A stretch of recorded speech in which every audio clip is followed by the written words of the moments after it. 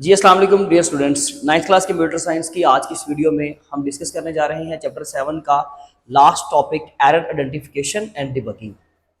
एक बहुत ही important concept होता है ये, एक बहुत ही इंपॉर्टेंट पार्ट होता है आपके पूरे प्रॉब्लम सॉल्विंग मेथड का या स्ट्रेटजीज का, जिसके अंदर हम लोगों ने एक प्रॉब्लम को सोल्व किया, उसका सोल्यूशन निकाला with the help of pseudo code, with the help of flow chart. हमने उसका एल्गोरिथम डिज़ाइन किया इन टूल्स को इस्तेमाल करके। और देन हम क्या करते हैं, फाइनली जब आप लोग किसी भी एक प्रॉब्लम का सोल्यूशन ढूंढते हो, किस फॉर्म के अंदर सोल्यूशन ढूंढते हो आप? या तो आप लोग उसका सूडो कोड बनाओगे, डेफिनेटली वो एक रफ सोल्यूशन होता है, वो कौन सा कोई कंफर्म सोल्यूशन होता है, या जब आप उसको प्रैक्टिकली इंप्लीमेंट कर रहे हो वो उस स्टेज का सोल्यूशन नहीं होता। इसी तरीके से हम उसका फ्लो चार्ट बनाते हैं, हम उसका एल्गोरिथम डिजाइन करते हैं। वो ये सारी चीजें बेसिकली हम लोग कंप्यूटर का एक्चुअल प्रोग्राम लिखने से पहले कर रहे होते हैं, क्योंकि हम लोगों ने सूडो कोड और फ्लो चार्ट को देखकर तो उसका एल्गोरिथम डिजाइन करना है।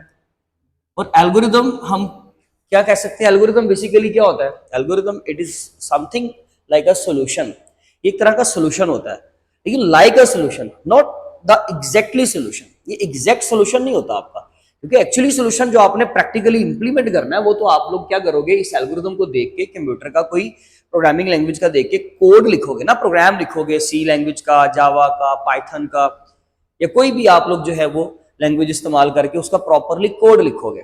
ठीक है, तो उसके लिए हम लोग ने क्या किया था, एल्गोरिथम बनाया था। अब एल्गोरिथम को देख के हम लोग आगे उसका क्या करना है, प्रोग्राम डिजाइन करना है। तो इस पूरे कॉन्सेप्ट के अंदर, इस पूरे फ्लो के अंदर हम लोगों को डेफिनेटली बहुत सारी स्टेजेस पे डिफिकल्टीज आती हैं। डिफिकल्टी से मुराद क्या है, एरर आ जाती है, मिस्टेक हो जाती है। डेफिनेटली प्रोग्रामर जितना मर्जी एक्सपर्ट हो, जो फ्लोचार्ट डिजाइन कर रहा है, जो एल्गोरिथम डिजाइन कर रहा है, वो जितना मर्जी एक्सपर्ट हो, लेकिन डेफिनेटली वो कोई ना कोई ह्यूमन एरर कर देता है, कंप्यूटर का एरर कर देता है, साइंटेक्स का इशू कर दिया, कोई प्रोग्राम के अंदर स्पेलिंग किसी चीज की गलत लिखी, ये सारी चीजें साथ साथ होती हैं। तो एक्चुअली हम लोगों ने यहाँ पर एरर का कॉन्सेप्ट पढ़ना है, और एरर को सोल्व करने के लिए जो हम कॉन्सेप्ट इस्तेमाल करते हैं, जो प्रोसेस है हमारा, वो देखेंगे, और एरर की टाइप्स देखेंगे, और उसके फर्दर डिबगिंग की टेक्निक्स देखेंगे। सबसे पहले तो टर्म्स का इंट्रोडक्शन लेते हैं। एरर क्या होता है? एरर या बग्स, एक्चुअली कंप्यूटर साइंसेज में उसके लिए जो वर्ड यूज किया जाता है दैट इज बग्स। देखिए जी, एरर एंड बग्स क्या होता है? Errors in a program, algorithm and flow chart. आपके फ्लो चार्ट के अंदर, सूडो कोड के अंदर, एल्गोरिथम के अंदर या प्रोग्राम के अंदर जो भी एरर्स आती हैं, जो भी इश्यूज आते हैं, हम लोग उनको क्या बोलते हैं? Simply bugs. उन बग्स को रिमूव करने का जो प्रोसेस है, the process of identifying and removing the errors, that is termed as debugging. उसको हम लोग क्या बोलते हैं? डिबगिंग। यानी कि डिबगिंग इज अ प्रोसेस जिसके अंदर हम लोग अपनी एरर्स को आइडेंटिफाई करेंगे, और सेकंड वन हम लोग उनको रिमूव भी करेंगे, that is termed as debugging. Error की टाइप्स कौन कौन से? There are three different types of errors. The first one is syntax error, the second one is run time error, and the last one is logical error. तो हमारे पास actually तीन तरह की errors हैं। सिंटैक्स एरर में क्या होता है? सबसे पहले सिंटैक्स एरर की बात करते हैं। देखिए जी, जब हम लोग कोई ग्रामेटिकल मिस्टेक करेंगे, जैसे कि ये ग्रामेटिकल मिस्टेक हो रही थी, ठीक है जी, तो ये ग्रामेटिकल मिस्टेक जब आप लोग करते हो, या आप लोग कोई स्पेलिंग का मिस्टेक करते हो, इस तरह के एरर्स को हम लोग क्या बोलते हैं? Syntax error. हम लोगों ने इफ का कीवर्ड लिखना था जी किसी लैंग्वेज के अंदर, कैपिटल हमने स्मॉल लिख दिया, ये भी एरर है। सर यहाँ पे तो ग्रामर भी ठीक है, यहाँ पे स्पेलिंग भी ठीक है। भाई यहाँ पर आप लोगों ने उसका रूल भी तो फॉलो नहीं ना किया, तो उसका मतलब है ग्रामेटिकल एरर, स्पेलिंग एरर, या उस लैंग्वेज के जो रूल्स एंड रेगुलेशंस होते हैं अगर आप वो फॉलो ना करो, तो ऐसी एरर्स को हम लोग क्या बोलते हैं? Syntax error. जैसे कि मैंने आई एफ कैपिटल की जगह पे स्मॉल इफ लिख दिया, या स्मॉल इफ लिखना था तो मैंने कैपिटल लिख दिया। मैंने एक वर्ड लिखना था राइट, एल्गोरिथम के अंदर हमने ये वर्ड यूज किया, तो मैंने उसमें राइट इस तरह से लिख दिया, या फिर मैंने राइट इस तरह से लिख दिया। यानी कि मैंने कुछ ना कुछ स्पेलिंग मिस्टेक कर दिया, या उसको लिख ही गलत तरीके से दिया, that is termed as syntax error. ऐसी एरर को हम सिंटैक्स एरर कहते हैं। और कंप्यूटर ड्यूरिंग द कंपाइलेशन आपको फौरन से इसके बारे में बता देता है कि आप लोगों ने ये एरर कर दी है। उसके बारे में भी मजीद बात करते हैं, पहले जस्ट इनका इंट्रोडक्शन ले लेते हैं। Next one is run time error. Run time error होता है जब आप कोई ऑपरेशन लगाते हो, कोई फॉर्मूला यूज करते हो, और उसमें कोई आप इलीगल ऑपरेशन यूज कर लेते हो। जैसे कि मैंने एक नंबर 7 को डिवाइड कर दिया 0 पे, जो कि मैथ एरर देता है आपको, इलीगल ऑपरेशन है ना मैथ्स के अंदर। इस तरह का एरर आप लोगों को क्या प्रोवाइड करेगा? यानी कि ये वाला एरर क्या कहलाएगा? ये रन टाइम एरर होगा। ये during the process, during the execution फौरन ही आपको क्या करेगा, जैसे ही आप प्रोग्राम चलाओगे उसी वक्त आपको क्या करेगा, उसके बारे में बता देगा। सिंटैक्स एरर भी उसी वक्त बताती है, लेकिन एक्चुअली होता है कि सिंटैक्स एरर जब हम लोग करते हैं तो कोड का बेशतर हिस्सा जो है वो चल जाता है, लेकिन ये आपके प्रोग्राम को, उसी फाइल को उसी वक्त स्टक कर देगा, ये नहीं चलाने देगा। इसको हम लोग क्या बोलते हैं? Run time error. And the last one is logical error. Logical error जो होती है वो बेसिकली आपकी ह्यूमन एरर होती है, यानी कि ये कंप्यूटर की तरफ से एरर आप इसको नहीं कह सकते, ये ह्यूमन एरर है। देखिए कंप्यूटर के लिए ये कोई गलती नहीं है, आप लोगों ने दो वेरिएबल्स को आपस में प्लस करना था, आपने गलती से माइनस कर दिया। तो देखें जी कंप्यूटर के लिए तो प्लस का ऑपरेशन भी सही है, माइनस का भी ठीक है। आपने गलती से माइनस लिखा, उसमें तो माइनस परफॉर्म कर देना है ना। तो कंप्यूटर के लिए a प्लस बी अगर आप लोगों ने लिखा है या a माइनस बी लिखा, उसके लिए दोनों चीजें ठीक है, उसके लिए दोनों वो ऑपरेशन जो है वो ओके हैं, वो तो उनको प्रोसीड करेगा। बट आपको आउटपुट देखने के बाद, आउटपुट ये पॉइंट बड़ा इंपॉर्टेंट है, आउटपुट देखने के बाद अंदाजा होगा कि मैंने यहां पर कोई गलती की है। इसलिए कहते हैं कि लॉजिकल एरर को ट्रेस करना सबसे ज्यादा मुश्किल। अगर आपको कोई एमसीक्यू आता है कि which error is difficult to locate, आपको 3-4 ऑप्शन देता है, तो आप लोगों ने बताना है कि लॉजिकल एरर जो है वो उसको लोकेट करना मुश्किल है। क्यों? क्योंकि ये आउटपुट, ये प्रोग्राम ठीक से चलता है, कंपाइल भी हो जाएगा। देखिए प्लस कंपाइल हो रहा है, माइनस भी कंपाइल हो जाएगा, प्रोग्राम ठीक से चल जाएगा, एल्गोरिथम अगर बनाया तो वो ठीक से चल जाएगा। लेकिन जब आपको आउटपुट मिलेगी तो आपको समझ आएगी कि यार मैंने तो अमाउंट को प्लस करना था, मैंने तो गलती से माइनस कर दिया, ये तो आंसर बढ़ने की बजाय कम हो रहा है। क्योंकि प्लस में डेफिनेटली यूजुअली क्या होता है, आपका आंसर रेज कर जाता है ना, बढ़ जाता है, यहां पर आपका आंसर कम हो गया। ठीक है, तो ऐसी सिचुएशन में फिर आपको अंदाजा होता है कि हम लोगों ने यहां पर कोई एरर प्रोड्यूस की है। नेक्स्ट, इसके बाद हमारे पास है जी ये हमारे पास 3 तरह की एरर्स हैं। देखिए जब भी कोई इनमें से एरर आएगा, आप लोग जो भी सॉफ्टवेयर यूज कर रहे हो, लार्प यूज कर रहे हो सपोज करें, ठीक है, आप लोगों ने फ्लो चार्ट लिखा या लार्प पे आप लोगों ने कोई एल्गोरिथम डिजाइन किया, यानी कि सूडो कोड बनाया, तो एक्चुअली तो वो एल्गोरिथम ही होगा ना। तो जब आप ये सारी चीजें डिजाइन करते हो और फिर आप लोग कंपाइलेशन, मैंने आपको स्क्रीनशॉट्स के जरिए से लास्ट प्रीवियस लेक्चर में सारा कुछ गाइड भी किया, जब आप लोग इसको कंपाइल करोगे तो वो कंपाइलेशन में नीचे व्हाइट एरिया, ब्लैंक एरिया में आपको बता देगा कि यहाँ पर फ्लॉ एरर है। वो आपको एरर के बारे में चंद एक चीजें बताता भी है, जैसे कि हम इस पार्ट को पहले पढ़ लेते हैं। Common errors in messages in larp, ये यूजुअली 3 तरह के। कॉमन एरर का मतलब हरगिज ये नहीं कि सिर्फ यही एरर्स है, नो, बहुत सारी एरर्स बंदा करता है।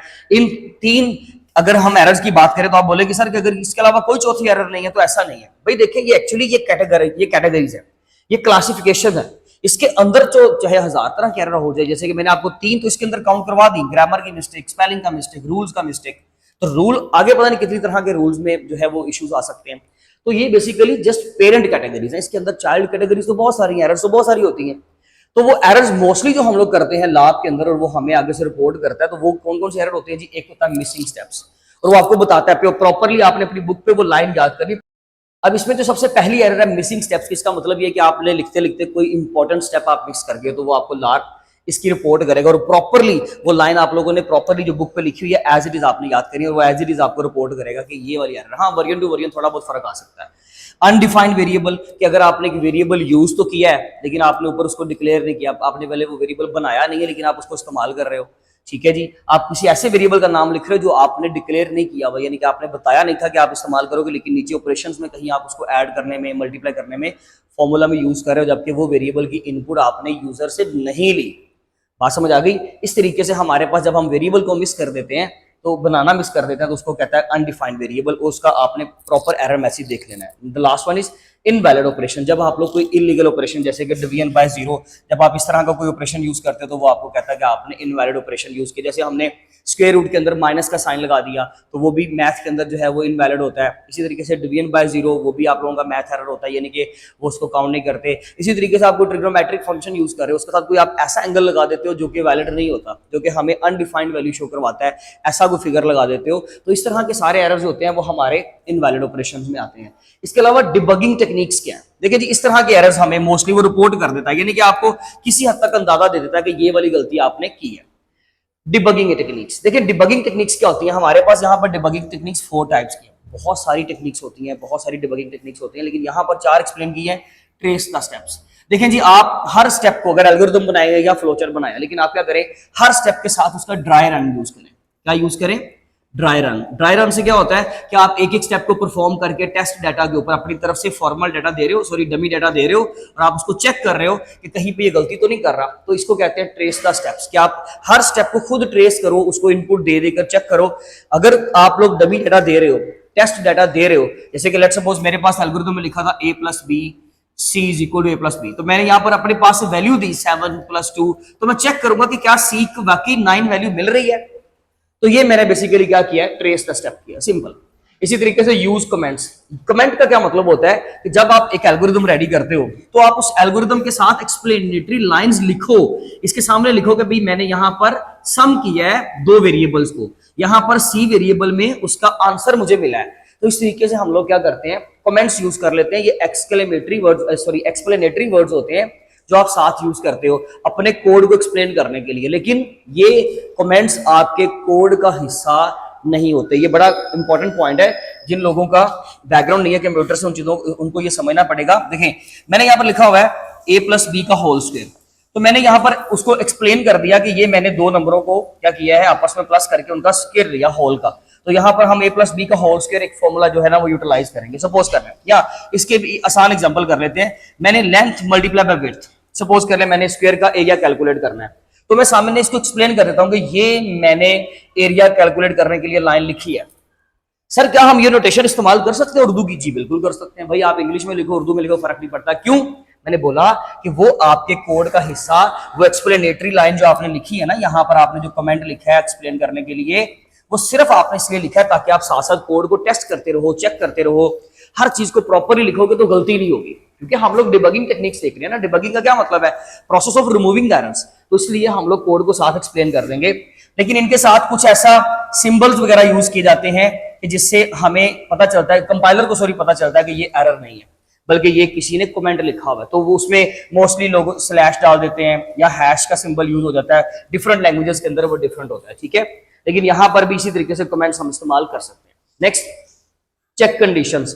आप हर कंडीशन को साथ साथ चेक करो, इनपुट देकर चेक करो कि कंडीशन ठीक से रन कर रही है। मैंने लिखा a is less than c, तो मैंने a को c को वैल्यू देकर चेक करना है, इनपुट देकर चेक करनी है कि कंडीशन फॉल्स होती है या ट्रू होती है। फॉल्स होने पर क्या होता है, ट्रू होने पर क्या होता है। इस तरीके से हम उसको साथ लेके चल सकते हैं। सिंप्लीफाई द प्रॉब्लम, या फिर आप लोग क्या करें, अपनी बिगर प्रॉब्लम को सिंप्लीफाई कर दें, उसको मैनेजेबल पार्ट्स के अंदर कन्वर्ट कर दो ताकि उसको प्रॉब्लम को सोल्व करना आसान हो जाए और डिबगिंग के जो है वो चांसेस अच्छे, यानी कि डिबगिंग फैक्टर जो है ना, ये एक तरह का डिबगिंग फैक्टर कैसे है कि आप लोग उसमें एरर का रिस्क जो है वो कम कर देते हो। जब आप देखें ना एक बिगर प्रॉब्लम को छोटे छोटे पार्ट्स में डिवाइड कर रहे हो तो जाहिर सी बात है उनको प्रॉब्लम को सोल्व करना आपके लिए आसान हो जाएगा, उसमें एरर्स के, बग्स के चांसेस जो है वो कम हो जाते हैं। इस तरीके से ये these are the 4 debugging techniques जो हम इस्तेमाल करते हैं। और भी बहुत सारी हैं। हम लोग जो है वो ट्रेस टेबल इस्तेमाल करते हैं अक्सर, जो है वो एल्गोरिदम को ड्राई रन करने के लिए, एल्गोरिदम के लिए प्रॉपरली एक सॉफ्टवेयर होता है, एक प्रॉपरली मेथड है जो हम इस्तेमाल करते हैं ट्रेस टेबल का। तो इस तरीके से हमारे पास बहुत सारी टेक्निक्स हैं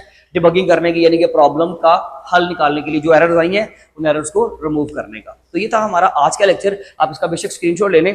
इसमें हम लोगों ने अपने लास्ट टॉपिक को जो है वो डिस्कस किया है, जो हमारा चैप्टर नंबर 7 का लास्ट टॉपिक था, ठीक है जी। इसके बाद इंशाल्लाह मिलेंगे एक्सरसाइज की वीडियो में। तब तक अपना बहुत ख्याल रखें। Thank you so much. अल्लाह हाफिज़।